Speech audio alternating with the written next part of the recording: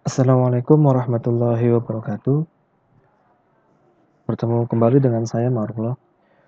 Pada kesempatan kali ini saya akan coba memberikan tutorial membuat script Python di beberapa platform program ya. Jadi seperti yang teman-teman ketahui, untuk membuat script Python berdasarkan modul adalah di PyCharm kalau tidak salah ya. Jadi teman-teman di situ diharuskan untuk menginstal Python bersama dengan PyCharm. Nah, sebenarnya kalau PyCharm teman-teman merasa tidak kuat atau laptopnya merasa terganggu, kita bisa beralih menggunakan program yang lain atau tools yang lain ya. Nanti saya akan coba jelaskan tools apa saja yang akan bisa dipergunakan untuk menulis script Python. Nah, permasalahannya muncul di penginstalan PyCharm ini adalah beberapa laptop atau beberapa komputer atau pengguna masih menggunakan Windows 7. Sementara teman-teman menginstalnya atau downloadnya adalah Python yang terbaru misalkan. Nah, itu tidak akan bisa disupport teman-teman. Kenapa? Karena Windows 7 kan sudah tidak lagi di ini bisa diupdate ya. Jadi sudah tidak bisa lagi disupport oleh keluaran program-program terbaru biasanya. Makanya kalian menggunakan 7 biasanya akan ada penyesuaian versi Python dan PyCharm-nya seperti itu. Nah, untuk cara install dan sebagainya itu sudah diberikan ya di awal perkuliahan. Cuman tetap saja masih ada kendala. Jadi misalkan pad-nya yang bermasalah, kemudian RAM-nya juga bermasalah. Nah, di sini saya akan coba memberikan solusi bagaimana kalau teman-teman ternyata masih bermasalah pada saat menggunakan PyCharm seperti itu. Karena memang ada alternatif lain selain PyCharm seperti itu. Nah, saya akan coba menjelaskan apa saja sih program yang bisa dipergunakan. Saya akan download dari modul terlebih dahulu ya. Yang pertama pasti menggunakan PyCharm, ya kan ya. Tampilan PyCharm memang agak sedikit ini ya berat ya untuk yang baru pertama buka atau mungkin yang laptopnya agak sedikit kurang memorinya. Nah, ini juga bisa jadi kendala nih, agak lama di prosesnya. Saya pun seperti itu. Jadi pada saat saya buka misalkan browser, kemudian aplikasi multimedia, kemudian text editor dan membuka PyCharm itu lumayan juga sih untuk menunggu delay-nya. Nah, ini saya akan berikan contoh. Misalkan teman-teman yang menggunakan PyCharm ya seperti itu modelnya. Nah, saya sudah membuat sebuah project di sini di dalam program underscore dashboard atau dasar pemrograman. Nah, di sini ada jendela project. Ketika saya sudah buat, saya tinggal membuat filenya di dalamnya. Caranya gimana? Saya tinggal klik kanan saja nih di projectnya, di foldernya. Tinggal new file. Nah, pastikan membuat filenya, misalkan namanya adalah contoh 01. Jangan lupa gunakan extension py atau ekstensi py. Menandakan ini adalah sebuah file Python. Nah, ini berlaku biasanya sama kalau misalkan kita menggunakan editor mau membuat script HTML atau PHP. Nah, itu harus dibuat juga tuh titik PHP, titik HTML. Ini juga sama. Nah, kalau sudah, ini sudah terbentuk sebuah file namanya contoh 01. Nah, saya langsung buat program sederhananya aja teman-teman ya. Print, kalau salah nih. Print. Oke, nanti akan muncul di situ seperti biasa. Perintah pertama adalah hello world. Oke. Nah, seperti ini. Jalankannya gimana? Menjalankannya sebenarnya simpelnya adalah tinggal diklik kanan, run contoh 01. Nah, seperti ini. Ini adalah hasil dari run hello world. Oke. Sederhana sih sebenarnya. Kenapa saya bilang Python lebih mudah dipergunakan ketimbang program lain sebelum Python kita gunakan adalah C++. Nah, kalau di C++ untuk mencetak sebuah baris string di situ kita butuh yang namanya file header. file headernya apa, kemudian main programnya harus ditulis, kemudian baru bisa mencetak. Tapi kalau di Python kita bisa langsung print hello world. Nah, saya bilang untuk yang belum pernah belajar pemrograman, ini bisa sangat membantu sekali sebenarnya. Nah, ini untuk cetakan. Kemudian gimana kalau saya mau buat program input data? Nah, di Python, perintah untuk input data menggunakan kata input. Nah, karena kita memasukkan data, maka kita butuh yang namanya variabel. Variabel itu apa? Variabel itu adalah sebenarnya nanti akan ada dua istilah ya, variabel dan konstanta. Kalau variabel itu nilainya berubah-ubah sesuai dengan sesuai dengan penginputan di situ. Tapi kalau konstanta nilainya akan tetap. Nah, misalkan saya membuat sebuah variabel dengan nama nim. Nim ini karena nanti kita akan sebuah input, maka nilainya adalah sebuah inputan. Kita mau cetak, misalkan masukkan nim Anda. Oke.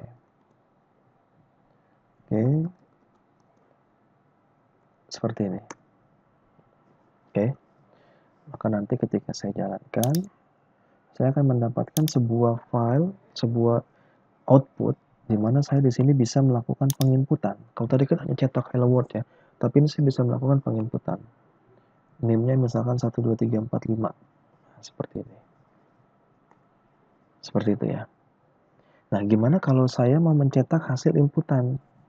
Nah, untuk mencetak hasil inputan, teman-teman, nanti teman-teman berarti menggunakan perintah print, tapi printnya dengan pemanggilan variabel tadi. Contoh, print name yang Anda input adalah, nah, sampai sini ini kan hanya mencetak biasa ya. Jadi kalau saya jalankan lagi nih, run lagi nih, oke, saya masukkan 1 2 3 4 5, ya nggak muncul karena kita tidak memanggil name tersebut atau variabel tersebut. Nah, untuk pemanggilannya setelah tanda petik, teman-teman bisa menambahkan tanda plus. Kemudian panggil variabelnya. Yang mana variabelnya? Name. Seperti itu. Ingat, ini variabel harus sama dengan pemanggilannya. Kalau ini kecil semua, ini kecil. Jadi usahakan sih kecil semua dulu ya untuk yang baru belajar pemrograman. Ini kecil semua saja. Nah, ketika saya jalankan, nah ini dia. Masukkan NIM Anda 12 3 4 5, maka nanti akan muncul NIM yang Anda input adalah 1 2 3 4 5. Nah, itu cara input dan output dari sebuah variabel di Python. Sederhana sekali kan ya. Nanti untuk operator mungkin akan menyusul videonya ini untuk input dan output terlebih dahulu. Seperti itu. Sederhananya sih seperti itu ya. Bagaimana cara input, masuk variabel, gimana cara cetak, manggil variabel. Seperti itu. Kalau input gunakan kata input dan dia masuk ke variabel, tapi kalau panggil variabel cetakannya apa, gunakan tanda plus nama variabelnya apa. Seperti itu. Nah, itu di PyCharm. Gimana kalau PyCharm-nya bermasalah, Pak? Karena saya juga sudah beberapa kali nih mahasiswa berkeluh kesah lah ya. Pak, nggak bisa nih, Pak. Nggak bisa jalan dan lain sebagainya. Nah, oke, kita pakai alternatif yang kedua. Kita langsung menggunakan Python, gitu. Jadi pastikan Python sudah terinstall. Nah, teman-teman silakan buka nanti di Windows-nya, di menu Windows, cari yang namanya Python di situ. Mana dia? Python. Ini ya, Python 3.8 saya menggunakannya. Nah, di situ ada namanya IDLE, idle Python 3.8 64 bit ya. Ini tergantung versi teman-teman ya. Jadi kalau saya gunakannya 3.8 dengan 64 bit. Nah, pastikan yang idle-nya yang ini. Oke, jangan sampai salah. Yang idle. Oke. Nah, ini dibuka, ya kan ya. Kemudian nanti akan muncul sebuah jendela. Nah, ini sebuah jendela nih. Ini untuk run, ini Python versi berapa cell. Ini untuk menjalankan programnya. Kemudian kalau buat scriptnya seperti apa ya? Saya buat lagi aja file new file, ya kan? File new file, misalkan saya menggunakan format yang tadi aja ya, yang di PyCharm nih. Ini saya pergunakan, dan saya sudah ngetik seperti ini. Oke. Kemudian saya simpan. Nah, simpannya di mana? Simpannya kita samakan dengan yang tadi saja ya. Saya simpannya tadi di D, kemudian MRU 2021. Aduh, saya agak lupa tadi namanya apa.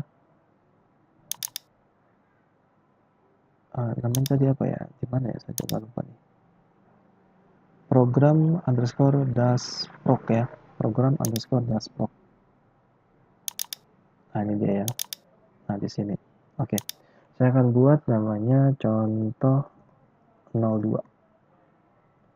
Oke. Oke, selesai.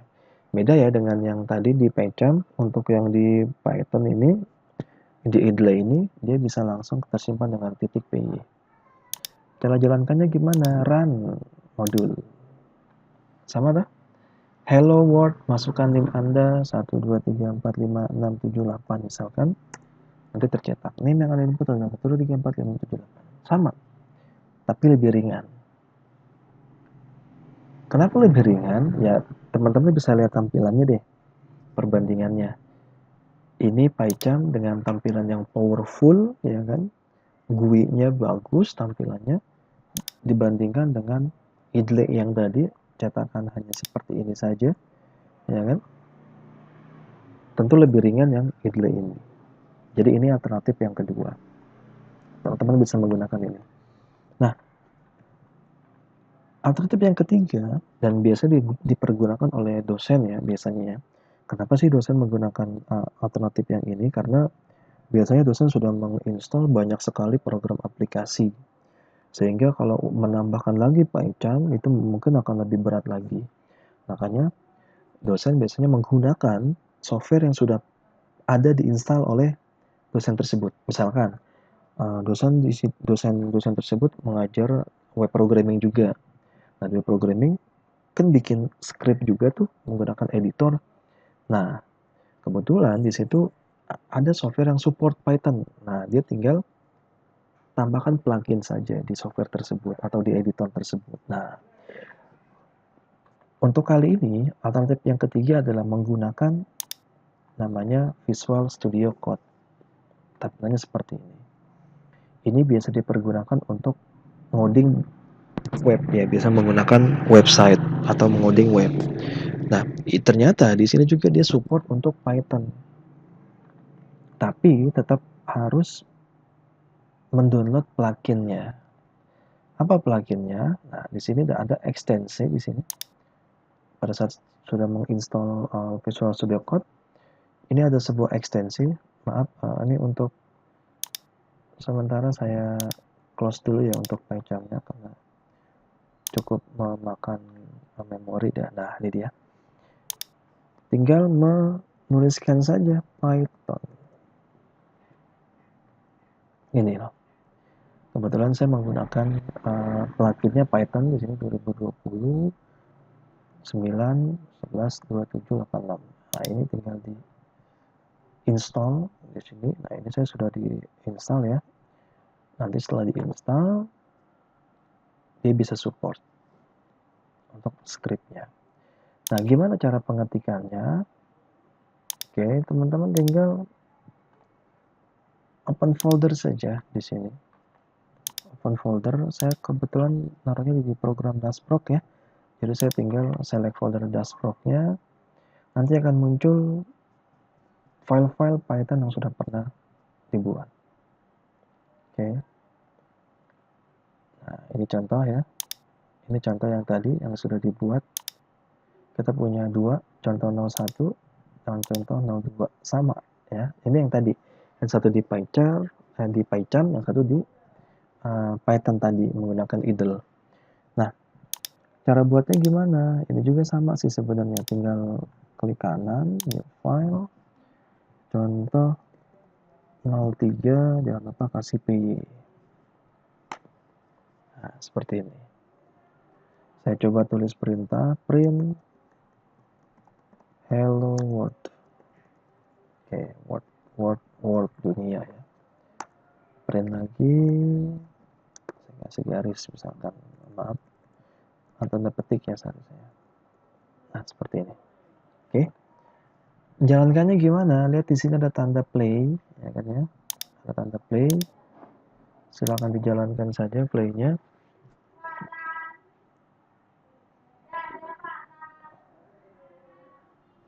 Nah, ini yang muncul. Hello World. Seperti itu. Jadi bisa juga digunakan di Visual Studio Code. Nah, ini alternatif yang ketiga.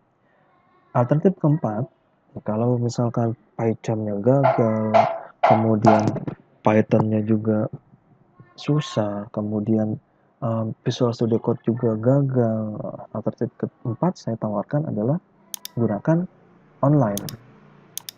Jadi kita ngoding online.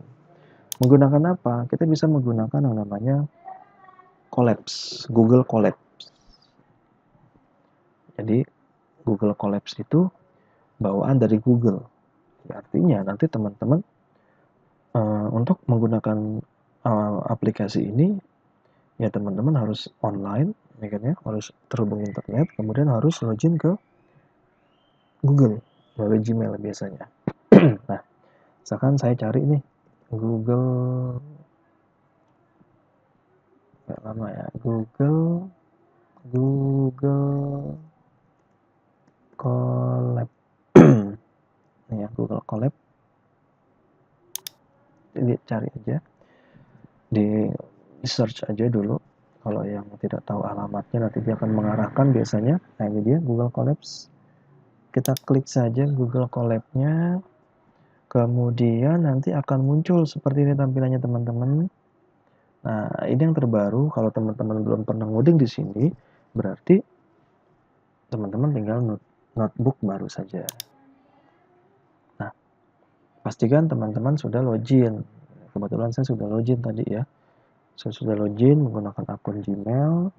Nah, disinilah tempat teman-teman ngoding. Saya contoh menggunakan cetak Hello World. Seperti ini juga. Kemudian print lagi. Selamat belajar Python. Oke. Name. Saya buat inputan. Misalkan name. Input. Masukkan name. Nama. Input. Masukkan nama. Oke.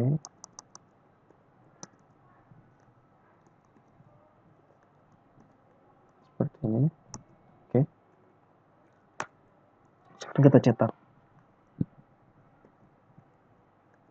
Print. Oke, kita kasih garis. Print. Nama yang Anda input, panggil menggunakan tanda plus nama, kemudian print name yang Anda input, panggil variabel name-nya. Seperti ini. Contoh ya. Menjalankannya gimana? Simple nih, di sebelahnya ada tanda play juga nih. Jalankan sel. Nah, saat dijalankan, dia akan muter, lamanya tergantung dari koneksi internet ya. Namanya tergantung koneksi internet. Jadi, nah, kebetulan saya sudah jalan. Oke. Hello world, selamat belajar Python. Masukkan NIM 1206493. Oke, masukkan nama Marlo. Oke.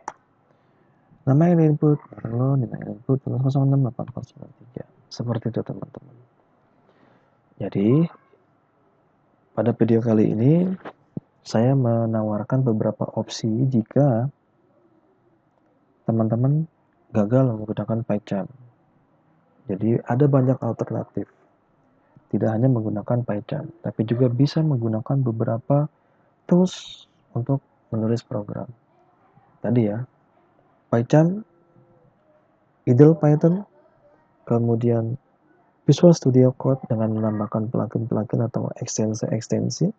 Yang terakhir adalah tadi, saya menawarkan menggunakan online, yaitu Google Colab.